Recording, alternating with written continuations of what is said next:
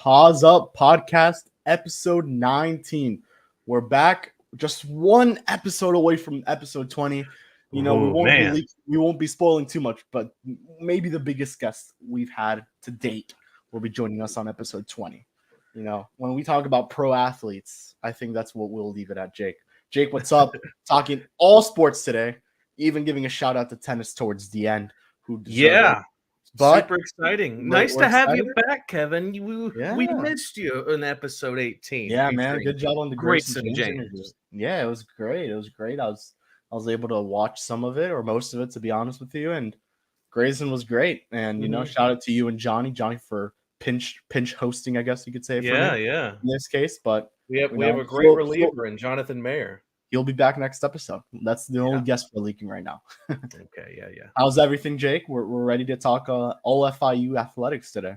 Yeah, there's quite a bit to talk about. A lot of course, baseball and softball in the midst of their seasons, and of course, but you know, sports like basketball and football, there's always some news to talk about, and we have some awesome news from some of the other sports that we have on campus that don't always get the love as far as media coverage, but beach volleyball and tennis, some great stories there that we'll talk about later. Yep. As always, subscribe to the YouTube, and you know, I think we've been a little bit inconsistent when it comes to posting on audio, but we're back doing that for sure. That's going to get posted every other day, I think, is how we'll do this. So the day after the podcast is released, we live stream. The podcast will be released via basically anywhere you can listen: Google Podcasts, Apple Podcasts, Spotify.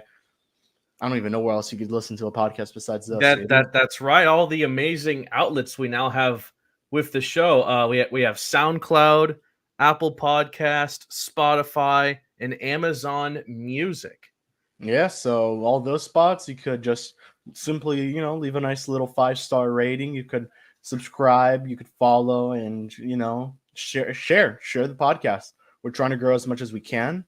Obviously, episode 20 is coming up next, so we're almost. That's a big milestone, Kevin. I can hardly believe it. It's crazy. 20. You know, we started this, I would say, maybe that last game of the football season. Yeah. There. Now we are almost at season 2 of the podcast. Yeah. Fall. And it's crazy to think that 5 episodes after episode 20, it'll be 25. It'll be a quarter of 100 episodes in this long journey. And it's I been guess super fun. Kind of mention some of the programming notes, because obviously, with before we even get started, I think it's fair to mention and be brutally honest, not really brutal, but with FIU sports kind of winding down, basically all we have left right now, Jake, is baseball and softball. Yeah. And content in terms of that is basically going to be out. We could probably just do a couple season reviews, and stories are hard to come by, but the guests are plentiful. So and that's where we plan on going. So you guys are going to be having a lot of guest appearances on the podcast. A lot of people joining positive podcast history, as Jake says, and then obviously, I think what we've been discussing is making it 2 a week. And we want to get your thoughts on that. How would you guys feel about a podcast 2 a week? Tuesday, Thursday is how we think would be the best way to go. Today, obviously, Wednesday, a little bit of a last minute change just due to the Heat and the Panthers in the playoffs. Yeah, but what games those were? I mean, come on. Those are some Panthers fun knock games. out the Leafs, and the Heat just barely. Yeah. If it weren't for the refs and the fact that Butler was hurt, I mean, they smoked. I think they would have won. Yeah. So I think we'll start with, let us know in the comments. What are your thoughts? Tuesday, Thursday. And let us know what guests you want to see on the show, because we will listen and we will try to make that happen. We have a list, and we would love to add on to that. And we're checking it twice. And we're going to find out if they're naughty or nice, I guess is how we would say it. But anyways, FIU baseball, they head up to Boca Raton. They get swept by FAU. I kind of put out a mini recap of this series. If you guys want to read it, go ahead on Lemon City Live. They're currently playing Bethune-Cookman, the Wildcats, and I think they're winning 7-0. So handling business as they should against a team in the Wildcats. FIU currently, and you could fact check me on this, I think they're 16-27. A win tonight against the Bethune-Cookman Wildcats would officially have them with a better record than the 2022 season, which was 16-34. Yeah. So already, I mean, it's one more win, but Rich Witten making strides with the FIU Panthers. And in what was considered a bridge year will be a year of improvement where the offense just looks better. The pitching sometimes looks good. Back in the still needs its work. Through I think transfer portal is going to be big for this team, especially to see what they bring into the recruitment class. Obviously, the need is pitching right now, and obviously you have to find some outfielders because not only is Alex Sanchez leaving and probably going to the major leagues, in this case minor league baseball, but I mean Ryan Guida's I believe gone next year. Who's your DH? Adrian Figueroa still has a couple years left. Mikey Rosario still a couple years left. So you really do have to start looking for the recruits. But looking at FAU, that series, man, was it stressful, Jake. I mean, it was stressful. And it was disappointing for many reasons, but I think the biggest reason that we should mention was the offense, or should I say lack of offense at times, right? Not even that, Jake. Just the pitching. The pitching was disappointing from start to finish. Yeah. When you give up 10 runs and then you give up 13 in another game, I mean, come on, man. I mean, here's the craziest thing, though. Here's the craziest thing. In all 3 games of the FAU series, the Panthers only scored 8 runs total through all 3 games. And they averaged 7 per game. And if you compare that to how many runs they scored against I would say, much better team in the UTSA Roadrunners in the series before, they scored 22 runs, and they still lost 2 of 3. But to see the offense fall as flat as it did against FAU, like the fact that on the Sunday game, they lost by a score of 10-1. They only scored 1 run that game. That's the only time this season that they've only scored a single run. They haven't been shut out once yet this season. But that's the first time this season that they've only put up 1 run in a game, which is crazy, which is insane. Yeah, and I guess if we look at positives of the series, Alex Sanchez still has his on-base streak going. Yeah. Currently still has it. I think it's at 26 right now, if I'm correct. Ryan Guida kept being productive. The guys kept going. And Jake, you probably have the box scores up with you. And maybe if you could share a screen so the fans could see the box scores we're looking at there. But when you look at it, I mean, FIU was so impatient in this series as a whole. They were just swinging and they were striking out. I don't know if it was swing and miss. Broadcast isn't the greatest to watch when they're away games for FIU, but man, they were swinging and missing. They were striking out. FAU's pitching looked just completely dominant. Yeah, absolutely. And combine the FIU's lackluster pitching with FAU's good pitching from the start. There was something that we haven't seen that often with FIU. Usually, when FIU ends up losing a game, they keep it close for a while, right? But when they hit the 7th, 8th, 9th innings, the relievers kind of let the team down. But the FAU series was different because starting off with the Friday game, in the first 3 innings alone, Florida Atlantic put up 11 runs in the first 3 innings alone, right? FIU didn't put anything. So FIU was down in a big deficit early. Saturday, they kept it close. But then Sunday, again, in the first 3 innings, they gave up 5 runs. And they didn't score any themselves. So 2 out of 3 of those games, they were down massive deficits early that they had to somehow crawl back out of, and they couldn't. Yeah, I mean, again, I don't really think there's much of an issue when it comes to the offense. Yeah, we've discussed this. We've kind of put our foot down, saying we like what the offense has done. Not only a couple series, a couple games, but just throughout the season as a whole. I think the issue right now is just the pitching and the amount of runs that they give up. Although I will say, FAU's pitching looked great that series. Yeah, just looking at box scores, those guys look great. There's no other way to say it. So, I mean, kudos to them. They're going to leave Conference USA, I believe, as well. I think all of FAU's leaving Conference USA, and they're going to go, I think, to the AAC, the American Athletic Conference. Never heard of it. Not going to lie to you. That's where UCF. When UCF was really big in football, they had the undefeated season. That's the conference. That's where they are. So it's UCF, USF. Well, UCF is moving to the Big 12, if I'm not mistaken. Oh, which is a massive transfer. That's UCF and horrible. Oh my god! I was about to sneeze, but it didn't happen. I lost my train of thought. Oh yeah, UCF and I believe Houston, which is also part of the AAC, they're moving to the Big 12. So that's why the AAC had to bring in so many new teams, and they mainly got their new teams from Conference USA. All right. So, but in any event, pitching for FAU was dynamite, and FIU's offense was like the slowest they've been all season, and they still put up 8 runs through it all, which, I mean, if you compare this to some of the series sweeps for FIU last season, they would get shut out most of the time, only put up 1 run or 2. So we've said it all year. The offense for this team is phenomenal, right? The offense is phenomenal. We had Jonathan Mayer on the show once, and he gave FAU's offense from an F to A grade, like an A+. It's great. It's really good. Yeah, it's really good. It's just like I'll give you an example. The day you guys did the Grayson James podcast, I was at enemy territory in Coral Gables watching the Canes face off against FAU. Man, was that a game. I mean, although I think the Canes won by a pretty wide margin towards the end, FAU's offense was lighting it up.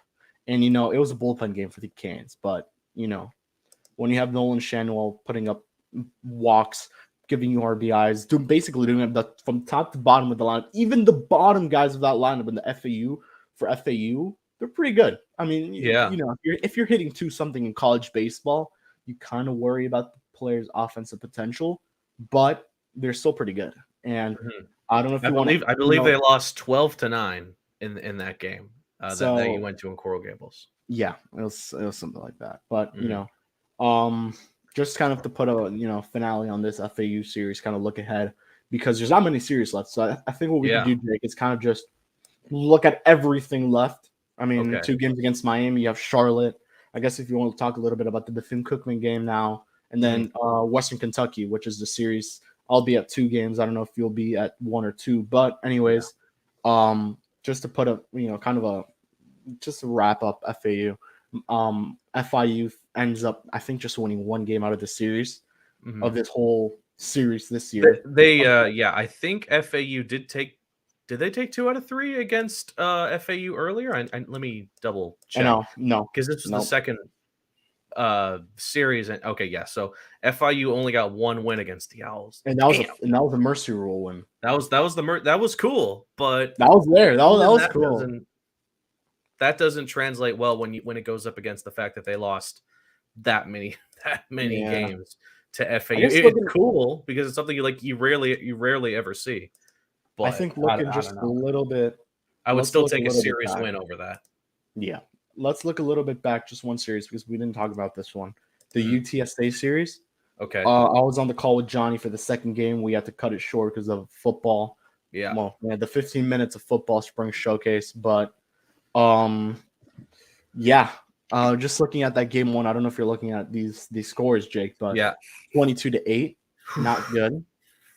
And then set game 2, which was postponed midway through. What a game! What a game! It was crazy. I was at that game as well because that was right before the spring showcase. And you were. Obviously, when the spring showcase got basically canceled due to the weather, so did the baseball game.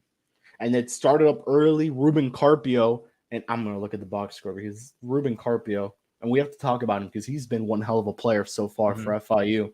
Just looking at the box score, let's look at here. Ruben Carpio, he had 5 RBIs in this game. Just shows how good he is. He went 4 for 5 with 5 RBIs, only struck out once. And that just shows how good he was, not only in that game, but how good he's been thus far for FIU this year. Someone who definitely you have to keep an eye out on for next season. Kind of came in late into the season, or was incorporated late into the season. But then looking at that final game, they win 6-1. Really, everything clicked for FIU. So, and UTSA, again, the number 22 ranked UTSA Roadrunners. So, just your quick thoughts on the series, and then we can move on to kind of talk about the fun that awaits for. Granted, the pitching. FIU's pitching had a big task for them, right? They're taking on one of the best teams, probably the best team in Conference USA, one of the best teams in the nation, and they didn't deliver. And they set the scene in the first game, giving up 22 runs, which was bad enough. The offense, I think, did as much as they could. 8 runs, usually in a baseball game, 8 runs will certainly probably get you the win, but not against this team. And then the second game wasn't much better. It was close, which was great, but still giving up 9 runs in a game is just rough. It was back to back though early on. FIU scored first, UTSA retaliated, FIU answered. It was a sort of back and forth affair, but ultimately the Roadrunners came away with the win thanks to the three runs in the 6th inning. And thankfully, it was nice to see FIU make some adjustments and the pitching actually hold off UTSA for the final game on Sunday to at least salvage one win in the series. But when you look at the numbers, they gave up, and I want to get my math right, they gave up 32 runs against UTSA, 32 runs total. And after that, they gave up, let me get my math right, 31 runs against FAU. So that's 60, what am I looking at? 63, 64 runs in 6 games of play. That's utterly ridiculous. And obviously it's unacceptable to give up 63 or 64 runs in just 6 games of work against conference opponents. And again, can't blame the offense because the offense for the most part did their job. But when these opposing teams could just do pretty much whatever they want to do on offense, because not just the starting pitchers couldn't keep up with the offense, neither could the relievers, and then the closers couldn't do it either. So it's unfortunately this has been a story that has plagued FIU for most of the season. The offense has been great, but the best offense in the world can't stop probably the worst pitching rotation in the conference. Okay. Yeah. So unfortunately, that's just the way it's been. And if the pitching rotation can't get their act together, granted, they're doing really good against Bethune-Cookman right now, but let's not get ahead of ourselves. Bethune-Cookman, of course, FCS, they're Division II, and are they? has historically done great against Bethune-Cookman. All right. But when you take on, but if you look at the rest of the upcoming schedule, you have Western Kentucky, 25-20 record, a very solid team, especially.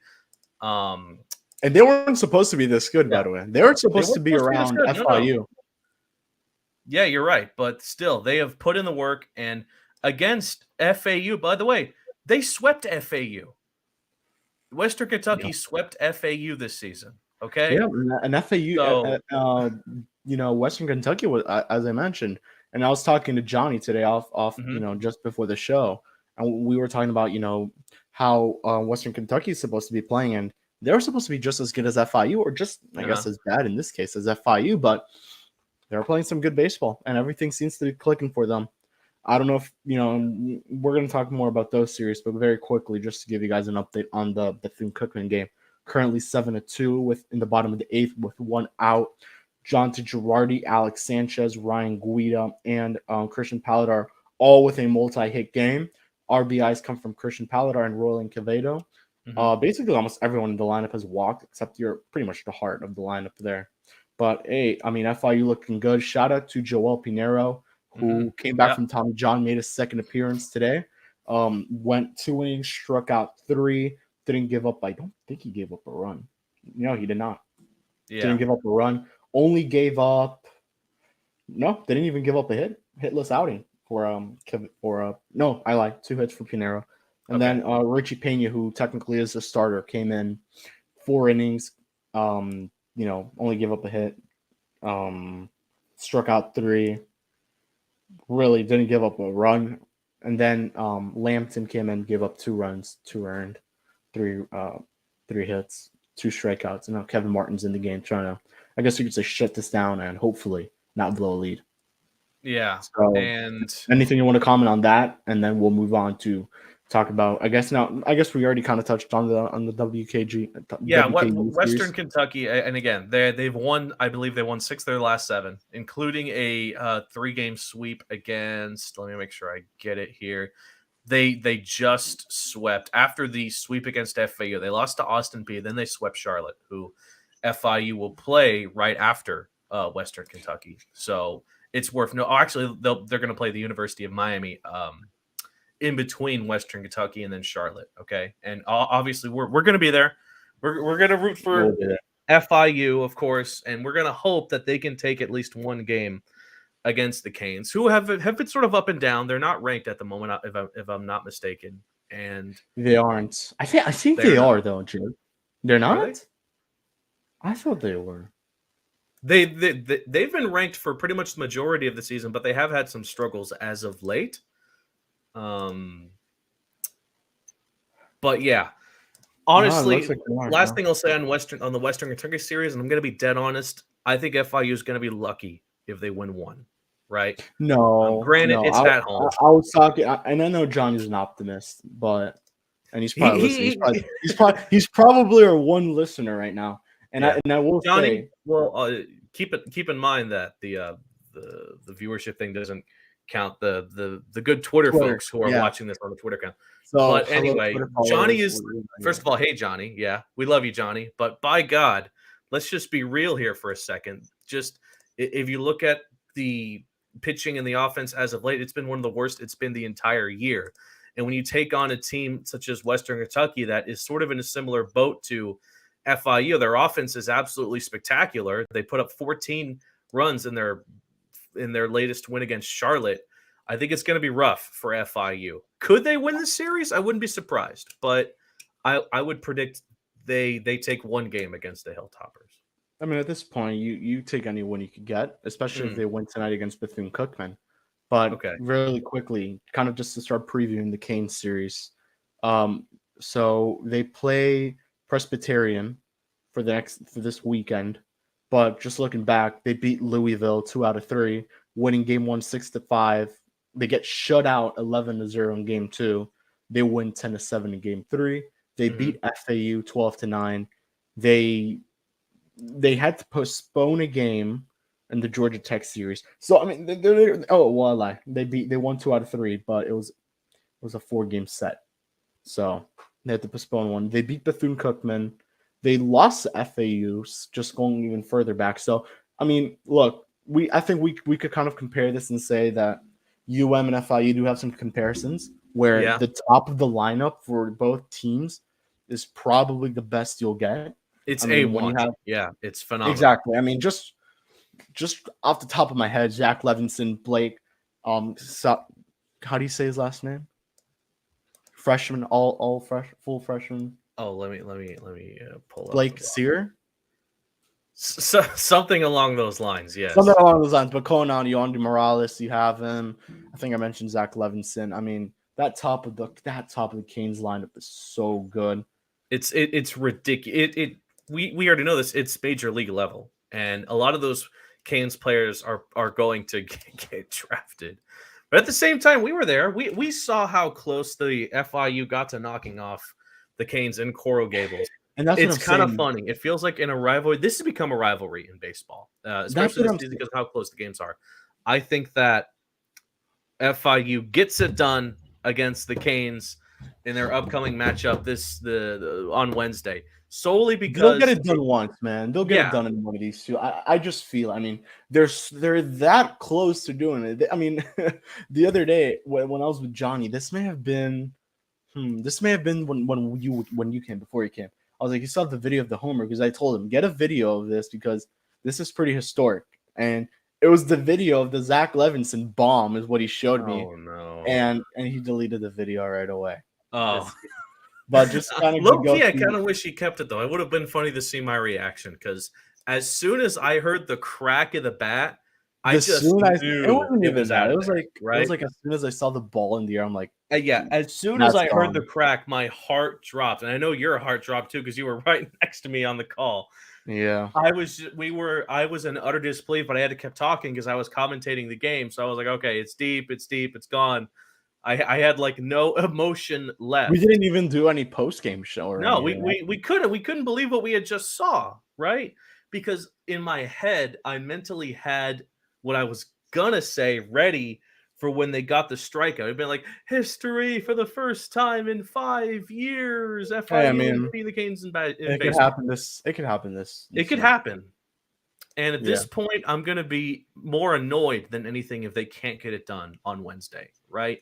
Not even that. I mean, they still have 2 more chances, Jake. They have 2 chances, right? And you could even make the case that their chance will probably be the highest in the last game when they're at home.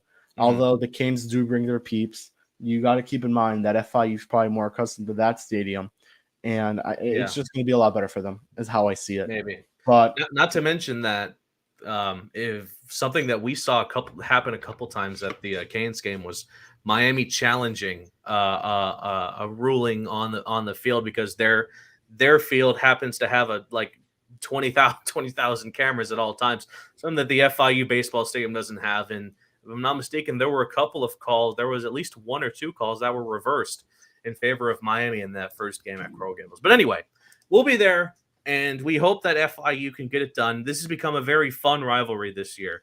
Usually for the last couple of years, it's been blowout after blowout when we take on Miami. But to see the games this close, granted, we haven't won, but we've been super competitive. And I think they have to take one. And yeah, we're hoping that it's this Wednesday. I hope that they win the last 2 and they split the series. That would be nice. Awesome. That would be great. Especially with the Canes, who are, I think they're on Omaha watch. So you could, especially maybe they start bringing in their lower, not the top tier pitching we know the Canes could have. So if that's the case, I mean, hell, why doesn't FIU take advantage here and get themselves a couple nice looking wins? Yeah, they better. But just to look at the Canes roster here quickly, CJ Kafis probably going in the draft. Blake Sear, we'll just say that for now. Probably going to go in the draft soon once he's draft eligible. Zach Levinson, another guy who's probably going to go in the draft. Brian Walters, right? Baseball is probably the Canes baseball is going to have more players drafted than football just recently. I only saw like 1 or 2 players for the Canes. Hey, I will say a couple guys didn't get signed from the Dolphins and I saw that. So shout out to those guys. Dominic Patelli. You also have Andrew Walters. I mean, just drop the bottom. This team is so fun to watch. Yanni Morales. This is going to be such a cool guy for you to see. I hope he plays. Jacoby Long. This guy has the look of Aaron Judge. This guy is number 99. He looks like Aaron Judge, and he is pretty damn fat. And he's a freshman. He's a freshman. What's his height and weight? I need to know now. He is 6. Is it this guy? It's 6'1". There's no way. I may be looking at the wrong guy. So you're saying if he just pops on the found him. Lorenzo Carrier, outfield, 6'5". He's a redshirt freshman, and he's 225 pounds. That guy is a unit. If he were to put on some white Yankee pinstripes and then a cap, Yankee with no prim, he's Aaron Judge. Probably. He looks a lot like him. Well, just the body type. He looks like Aaron Judge, and you'll see him. I hope he does play because I would love to see him play. That guy intrigued me. You are going to be at Coral Gables on Wednesday, right? Just locking it in. Yeah. We're locking it on stream, baby. We're gonna be there, of course. And hey, I mean, if any of you are going to be at that game and want to say, hey, I mean, we're going to be there. So yeah, we'll be there. Anyway, after that Canes game, they take on Charlotte. We'll be drinking our Mark Light shakes. Record. Oh yeah, we'll be drinking the Mark Light shakes. Really good. I had the J-Ro. I want to say something along those lines. No, you didn't have the J-Ro. You had the Wizard or something, right? The Wizard. You're right. I had the J-Ro. I'm gonna switch it up this time around. Okay. Yeah. Of course. I think it's only right. I think right. You would say. Yeah. I will say though, those shakes are good. Are they $11 good? I had to pay for it the last time when I went. It was $10. Oh yeah, because you were basically a fan for that game. Okay. Yeah. Alrighty then. Moving on, they're taking on Charlotte after that Canes game. Charlotte has a 23-21 record. They're 12-8 in the conference. Kind of a mixed bag as far as how good they've looked. They've had some games where they looked phenomenal and some other games where they have looked bad. They got swept by Western Kentucky not that long ago. However, they did sweep UAB a week before, and they're coming off a loss against Coastal. Or actually, they're coming off a win against ranked Coastal Carolina, number 7th in the nation. And Charlotte knocked them off in Conway, South Carolina. Oh, by the way, they're taking on FAU right now. So actually, they're taking on FAU this Friday. Something to mention about this team is, despite the record they have, just overall, look at their conference record. They're 12-8, so it shows their success in the conference. Yeah, they'll probably be making it into the tournament. So yeah, just to look at that, and the good thing for FIU is that they're for basically 7 straight games, actually 8 straight games, I should say, beginning with Western Kentucky, then Miami, then Charlotte, then Miami again.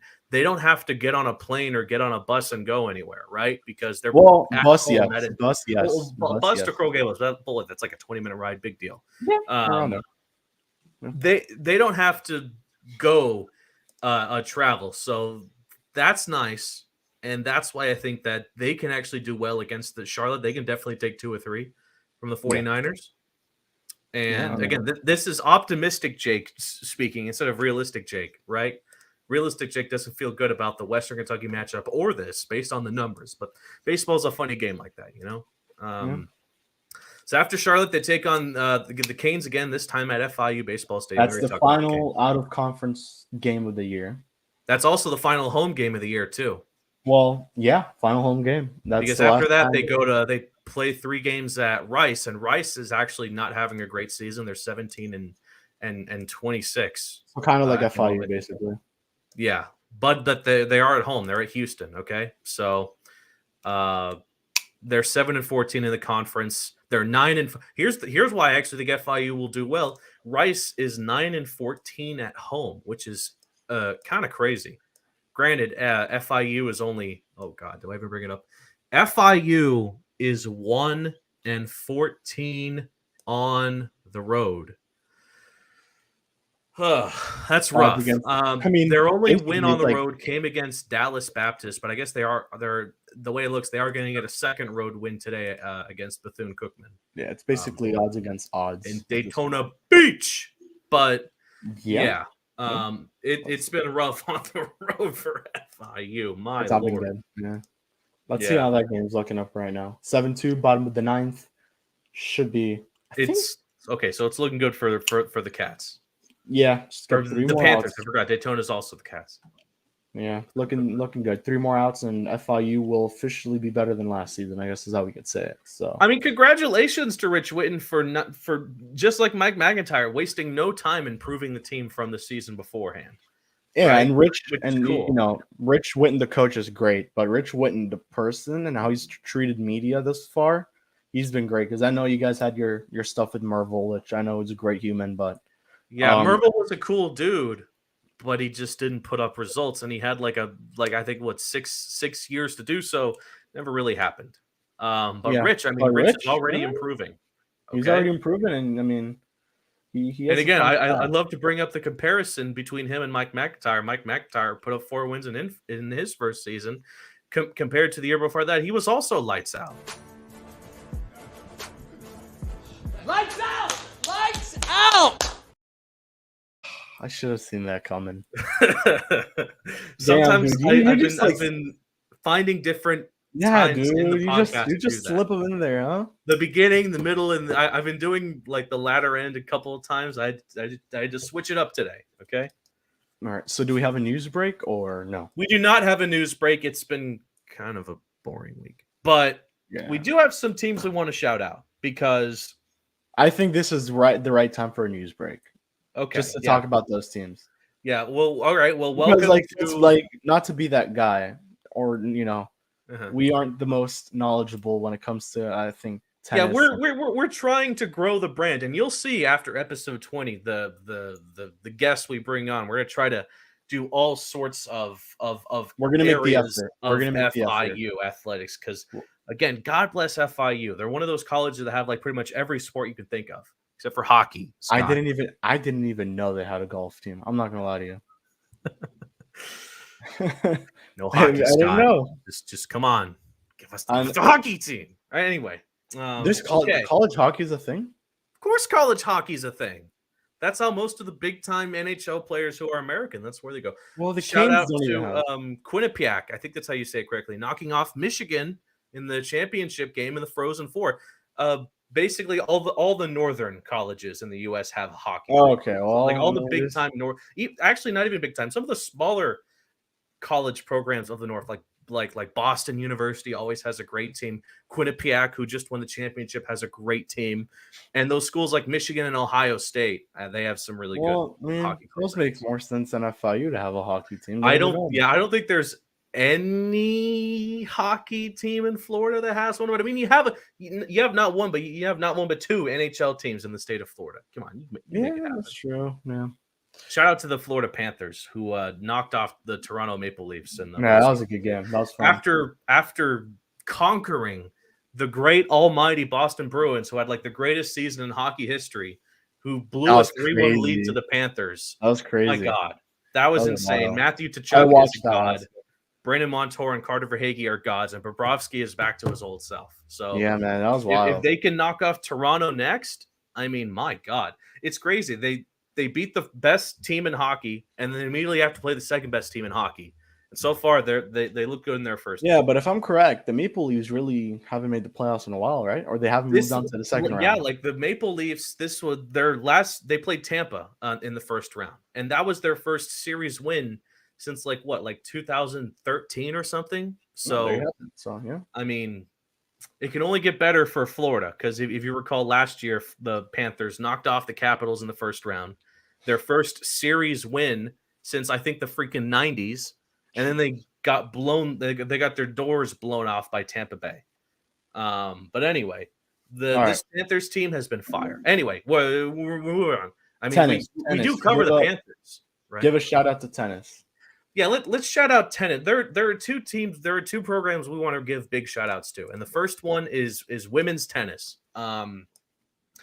So they finished the regular season on a high note, knocking off FAU. Maybe baseball should take notes. But in the Conference USA tournament, they blew the brakes off of UTSA. They blew the brakes off of Louisiana Tech. And in the final, and in the championship game against Rice, guess what? They blew the brakes off of them as well. An absolutely dominant tournament run for this women's tennis team. They finished with an overall record of 18-4, 3-1 in the conference, perfect at home, 2-3 on the road. And they are going to be competing in the NCAA tournament live from Coral Gables. So they don't even have to travel far. They're taking on the University of Auburn in the first round. That is going to be this Friday at 10 a.m. They're taking on the 19th ranked Auburn University Tigers. And again, just a solid job for the tennis team. Tennis has always been a really great program for the last couple of years. They have had winning records and have had wins in the Conference USA tournament, but they could never just secure the championship. But this year they did. So super special for them as they take on a massive school in Auburn, but FIU is absolutely no joke when it comes to tennis. So again, shout out to the tennis team. If anyone from the tennis team is watching this, again, great job and good luck against the University of Auburn. Now let's move on to beach volleyball. That's the second team I want to congratulate here. Beach volleyball has again always been a really, really, really great program for FIU. And they are coming off a very solid Conference USA tournament run as well, knocking off Jacksonville State, Tulane, and UAB among a few teams. They are also competing in the NCAA tournament in Gulf Shores, I believe, Alabama, where they will be taking on the 4th-ranked Florida State Seminoles. So when beach volleyball is super cool. They sometimes play on campus. They sometimes play like right on Miami Beach, which is super sick. But they have some absolute high-quality wins against ranked opponents throughout the regular season, such as Stetson, FAU, Tulane, just to name a few, right? And their current record is 20-16. They were 2-1 in the conference, 4-4 at home, 4-4 on the road. Overall, 12-8 in neutral site games. So again, congrats to beach volleyball on a successful year, and we wish you the best of luck against the in-state Florida State Seminoles. That game is also this Friday at noon. So great job to both tennis and beach volleyball. Again, granted, we don't really talk about them that often, but this recent success is absolutely worth mentioning. So that was your different, but albeit very informative news break. Yeah, I mean, couldn't have said it better. By the way, shout out to softball real quick. They have a 21-26 record, I should say. They are coming off a series against Western Kentucky, which they only took a single game. They're actually in their final. They're going to begin their final regular season series against the University of Texas, UTEP, the UTEP Miners in Texas. That's going to be this weekend, and then it's off to the Conference USA tournament for them as well. So FIU baseball's not making it, right? we don't know. Conference USA baseball is weird. Have they made it? Have they made it before? They have made it. They have made it before.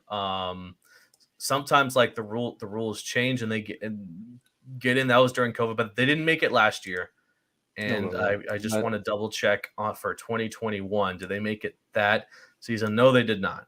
Well, yeah, so probably not making it this year, unfortunately. But quick update with the game. Nightmares are starting to happen. FIU is leading, but now it is 7-3. No outs in the bottom of the ninth. They have allowed the first run to score, or third run to score in this case. Bethune-Cookman scored 2 in the seventh. So back in Kevin, by the time we're done, and if FIU blows this game, I'm still gonna go to the Canes game on Wednesday, but I might. We're going to the Canes game no matter what. I might just have to rep the green and orange guy. I'm just kidding. I'm not going to do that. But Jesus, can they please just get a road win? Well, moving on, basketball. It's been a while since we've spoken about basketball. I think last time was right at the end of the year where they lost in the conference play or in the conference tournament. I'm sorry.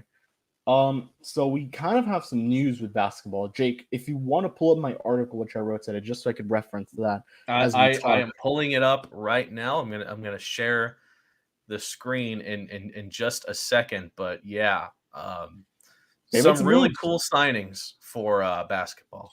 I don't think we spoke in depth too much on. I know we spoke about it with Adrian about Denver leaving, but just now that it's us two, we could kind of. I think make this a little bit longer than keeping it under the hour. But man, Denver Jones losing him, that sucks, Jake. I mean, it sucked because Denver Jones was he was the face of the franchise at that point in time. Now the responsibility, I would think, falls to Arturo Dean, who is just entering his sophomore year, to be sort of the face of the team. But no, Denver Jones was absolutely sort of the rock on the offense, and he even played his part in the defense from time to time. But he averaged 20 points a game, right? That's absolutely insane for an FIU basketball team that hasn't really had an offensive leader to put up numbers like that in a very, very long time, right? And Jeremy Ballard, who signed that extension, congrats to him, by the way. Yeah, congrats to him. But he wanted to promise that he wanted to build the team he had and improve the team he had moving forward because he knows the talent is there. And while I still think he can't do that because there are a lot of great players on this team, in my opinion, to lose your biggest player like that in an incident and somehow have to figure out how you're going to fix that, it's not easy. Okay. Luckily, the transfer portal exists, and that's kind of where FIU basketball has been going with these new guys they've brought in. They brought in the 15th ranked JUCO prospect, and if you could share screen. Yes, sir. Give me 1 second. Yeah, because I will tell you right now, I don't know how to say that first name. Jake, here we go. Yeah. Okay. So, Okechukwu Okeke. That is a absolute white guy layman's terms way to pronounce. That was really bad. We'll just say Oki. I think it's Okiki. So we'll go and say Okiki signed with the Panthers as a transfer. He is the 6'9" sophomore JUCO. He averaged 8.9 points per game, 5.6 rebounds, and shot 65.4 from the field. I mean, this guy's going to bring you size. He is one of the top JUCO products in the country, as Johnny mentions in his tweet. Yeah, shout out Johnny. Look at all the offers he had from some schools that are like Power 5, like some big schools. Kansas State, Arizona State, Maryland, Memphis, Tulsa, Charlotte, and others. I mean, for this team to be able to land someone of his talent, he's going to be making a big impact. And look, and we'll say this right now. I mean, Nick Waterama, unfortunately, was not able to finish off the season, was injured. So luckily now, this is definitely someone who is going to be up to replace him. And if not, back up Mohamed Sonogo, which is the same case with the next guy we're going to talk about here, which is Jonathan Abar, I want to say. Yeah, Jonathan Abar. I think he's a transfer out of North Florida. He was one of the better guys out there too. 8.3 points per game, 3.3 rebounds. Unfortunately, not many assists. he's definitely someone who's probably going to back up Sonogo. I think that's where his role lies more. And Okiki will probably be a starter. Obviously, when we talk about FIU basketball, we need to bring Johnny on soon. But we'll talk more about these guys because he's locked in on these guys when it comes to basketball. So shout out Johnny again. Shout out Johnny. Yeah. And these are some good picks. By the way, in-state talent. Of course, Tallahassee Community College here, and Abar is from Kissimmee, which is not that far away, right? Yeah. So super cool that they're bringing in local talent, and in Okiki's case, JUCO talent, which is, as we know about JUCO. Some of the best JUCO schools in the country can provide absolutely insane talent. So to find a player like this, who he has the size, he has the statistics that I think can only improve in a team at FIU. It's a great pickup, and the same thing for Abar. But I got to say, Abar has big shoes to fill with Denver Jones, and I'm assuming some more players even before we get close to the fall semester. The roster is going to shake up again, but yeah. So I mean, if you see with Guadarrama now gone, that's someone who stretched the floor immensely. You're not going to see that from Abar, which is why I really do feel like he'll be more in the backup role just to start off. Now, obviously, if this guy starts, killing it out there and he's playing well, you're going to obviously put him at that power forward spot and pair him up with Mohamed Sonogo and kind of have two power forwards there. So, by the way, Abar's father used to I saw that on the FIU men's basketball team, and then in the late 90s. That's super cool. Yeah, I mean, when you look at I was looking at the press release. He I saw that, and I thought that was something cool to add there. Now, when we look at this team right now, Jake, as constructed or as built, they still need a point. They still need that shooter. They need that Denver Jones type of player. And right now, Arturo Dean, I do think he has the possibility to do it. But with someone like Dean, who gets you those high amounts of assists, he's a defensive menace on the other side. I mean, you need that guy to stay like that. He is a disruptor that will get you a good amount of points and assists and really just move the ball around well, which is what I love about so much about Arturo Dean. I want to find that Denver Jones-esque player in that transfer portal, even if maybe it's on the roster right now. You never know. Corey Brewer had a good end to the year. Yeah. I mean, you have some good players right now on the roster that could live up to the Denver Jones hype, but I would really like to bring in an experienced transfer player that you could kind of say, this is the Keywan Jenkins of the basketball team. That's the hype I want to bring onto this team. Have that big star. And I think Arturo Dean could live up to that. I'm not saying he can't. And you could agree with me, Jake. I think you want Arturo Dean to stay in the current role he is in, where he is being a disruptor that's going to get you a lot of points. I don't mean to interrupt you. It is 7-6. Are you serious? It is 7-6. Are they going to blow this?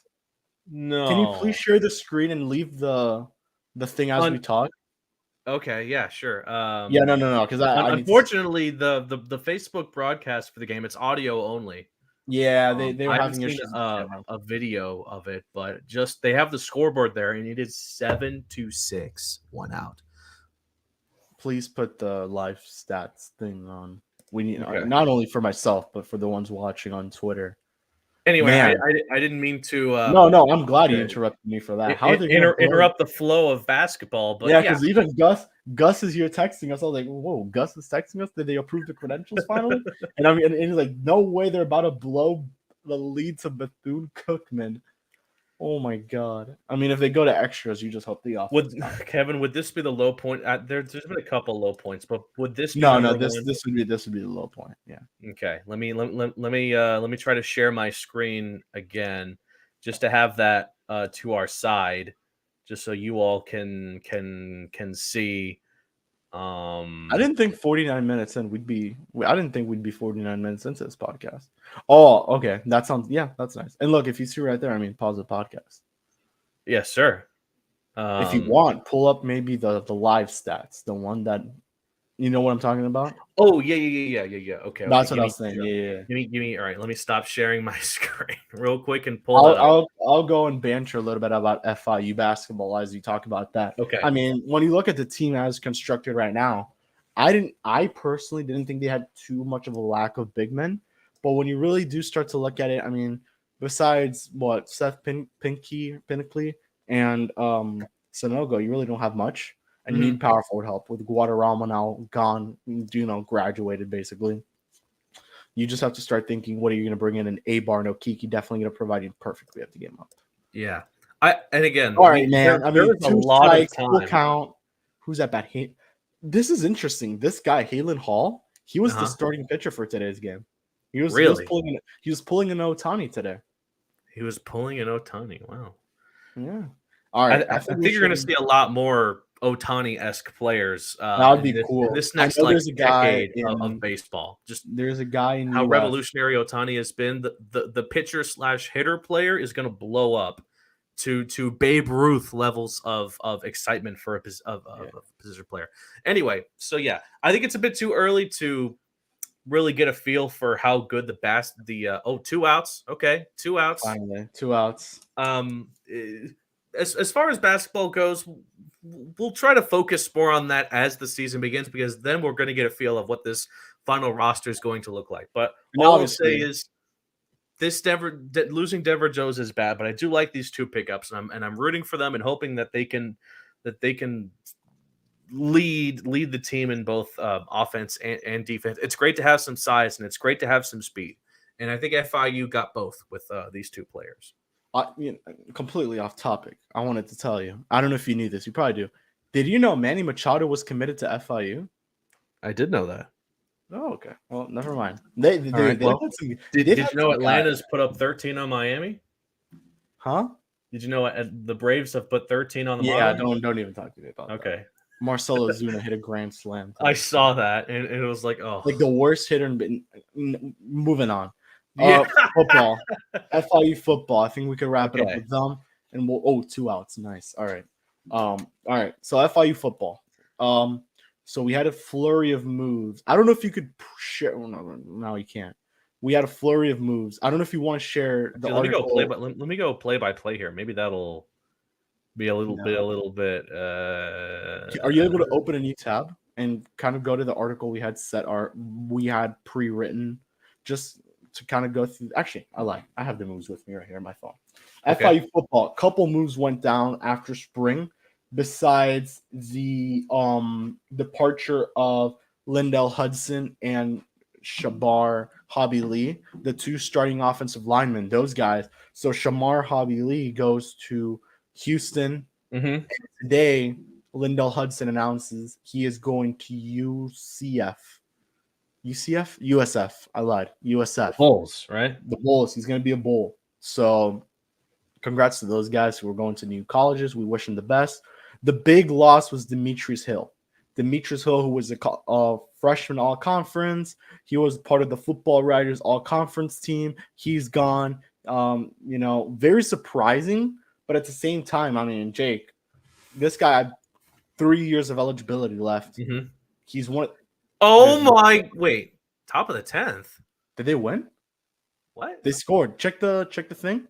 Okay. Yeah. Let me check the play-by-play. Yeah. Bethune Cookman. I can't see it, Jake. Where is it? I'm almost scared to pull it up now, but do it. Okay, give me just 1 second. But this is crazy. This is the craziest live coverage since me and Johnny witnessed the cycle that Marlins cycle a couple episodes back. Oh yeah, didn't you guys leave it?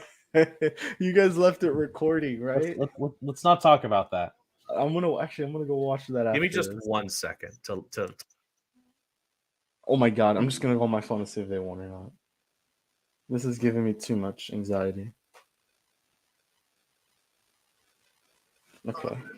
Okay, the game is over. FIU has won by a score. Okay, that's not by a score. Oh yeah, we're dumb, dude. Look, it says final right there. Yeah, but all right, you can remove the screen. Lord, now. We'll go that back to was football. Unnecessarily scary. Yeah, what the hell? They pulled the Marlins. The Marlins were leading like 7-2 on Saturday. And the bullpen just gave up 4 runs all of a sudden. I didn't watch that. I know you didn't. All right, moving on. Demetrius Hill losing someone like him, Yeah, Jake, who was basically the heart and soul of your cornerback core. Because you lose Dorian Hall. I think he's a corner. Dorian Hall, just big loss there. So just your thoughts on Demetrius Hill leaving. He had, I believe, 95 total tackles on the year.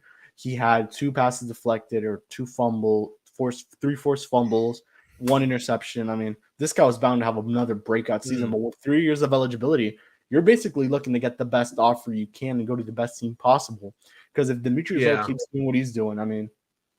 Yeah, I think the loss of Demetrius Hill on defense is just as big, if not bigger, than losing players like Rivaldo Fairweather on offense. That's how much talent he brought to that part of the field. And I got to say, there were a lot of moments last year where FIU's secondary just got absolutely wasted time and time again with the mid-range, the long-range passes. But at the same time, pretty much every time a ball was thrown Hill's way, he had the best coverage out of regardless of any linebacker or any cornerback, pretty much anybody playing the backfield. He was the number one guy. And to see him dip out, and of course I understand why he's doing this. But at the same time, it's rough because we thought we had an idea of what FIU's defense would look like, but now it's FIU's defensive backfield has just taken a complete 180, and now all of a sudden it's next man up, which is crazy, to say the least. So we have seen a lot of talent from the corners in spring training, and granted, we didn't see anything in the spring showcase, but that would have been one of the big highlight areas that I would have liked to have seen was the quarterback versus defensive back battles. In the spring showcase, which is what I was really looking forward to, just to get a feel for both of them. But you still have some players who I think can be great, of course, like Jamal Potts and Adrian Cole. But Demetrius Hill, that it sucks. It kind of sucks.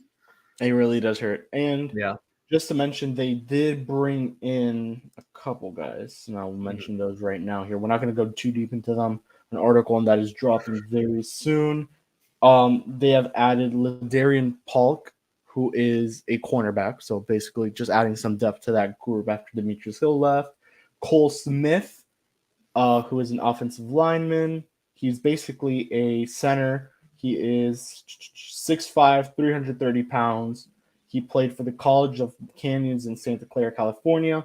And then you have Preston Hawkins, who is a D3 player. So he makes the jump from D3 all the way to D1. He is 6'6", 315 pounds. Those guys are definitely going to get some playing time, you would assume. So especially Cole Smith. And those are some good additions. And I just forgot there were some more transfers. I will say, I'll let you talk. Yeah, as crazy as it seems to have a player jump from D3 to D1, that's not as crazy as you may think it is, right? I mean, there was this one wide receiver. I think his name was Tyrese Chambers.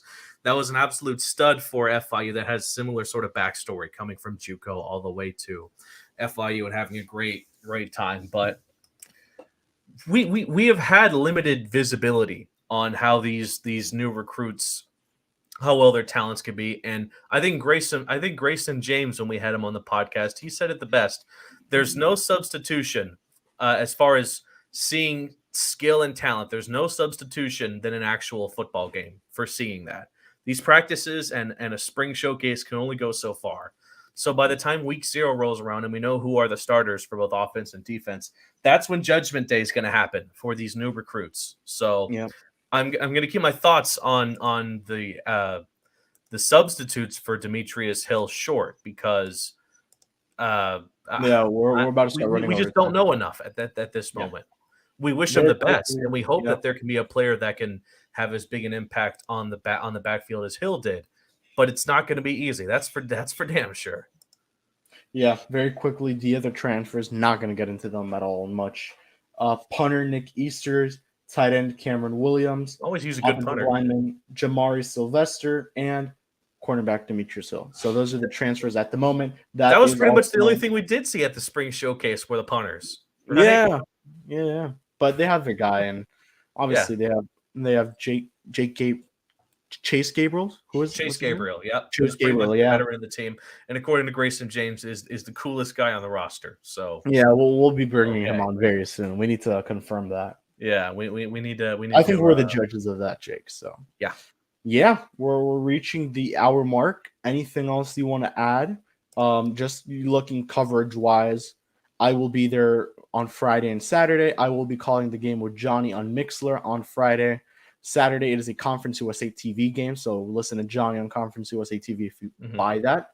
And then Sunday, I'm not sure. By the way, shout out to Johnny. Not that long ago, he did his 100th broadcast for FIU on Mixler, which is absolutely insane. He's cracked at it, and congrats to Johnny. And I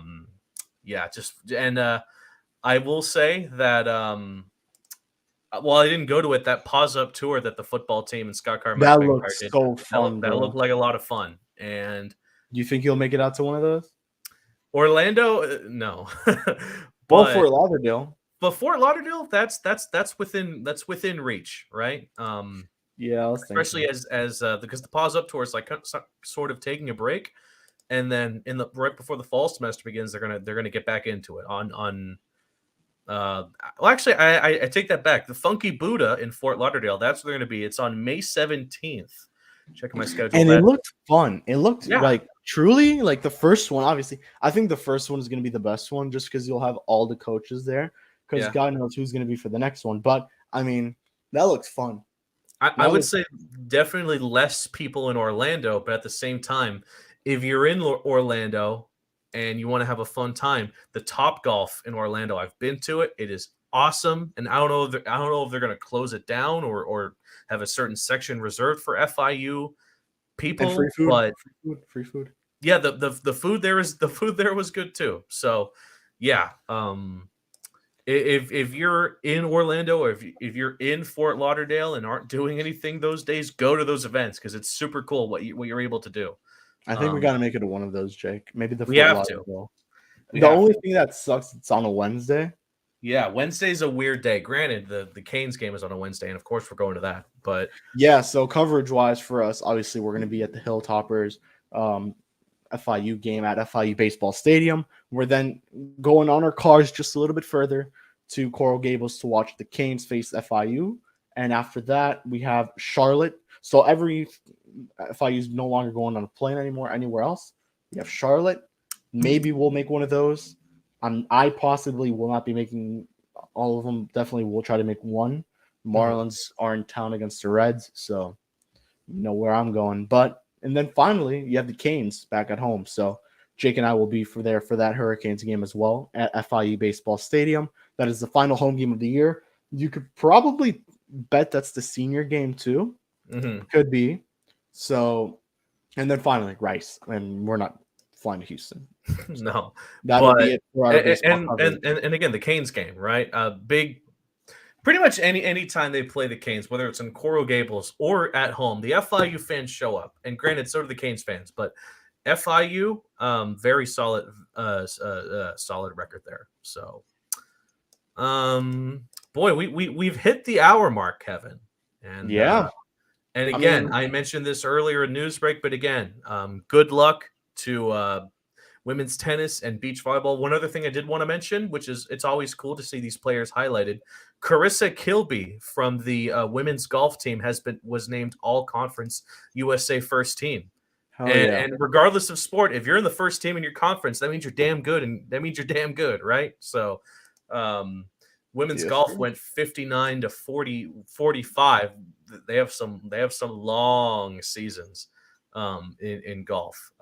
They had a solid outing in the Conference USA Championships in mid-April, and I believe they are going to be in the NCAA regionals in Palm Beach next week from the 8th to the 10th. So again, shout out to all these awesome schools, and of course, lest we forget swimming, who has been the absolute dominant program for FIU for a while. But yeah, Kevin mentioned it earlier. Episode 20 is going to be an absolutely insane episode. I think we don't want to spoil too much, but it's going to be our first episode with 4 people.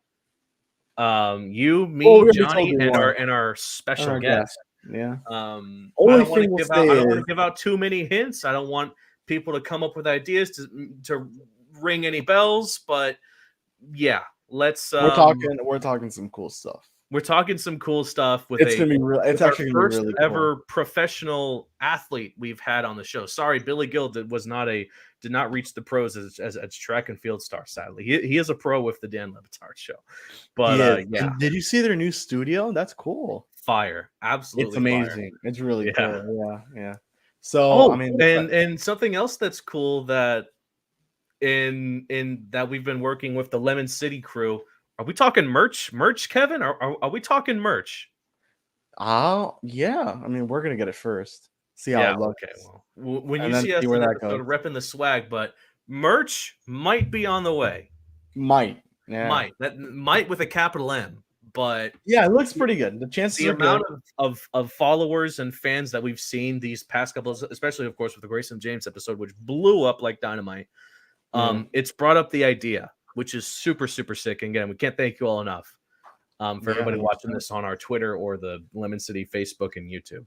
And and just right now with Eric no longer here with us, not dead. Shout out Eric. No, he's not dead. He's gone. He's he's on his new journey, which he'll announce very soon.